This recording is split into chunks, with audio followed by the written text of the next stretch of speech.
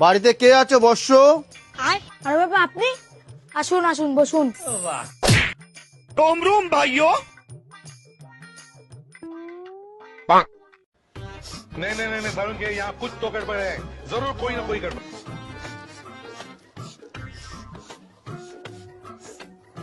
তোমার বাড়ির 50 ফুট নিচে অনেক সোনাদানা লুকানো আছে। কি বলছো বাবা?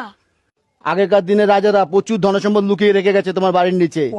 কি বলছো বাবা? তাহলে কালকে আমি জিসিবি এনে উঠুন খুঁড়ে দখরাফ করে দেবো। কোটিপতি হয়ে যাবে তুমি।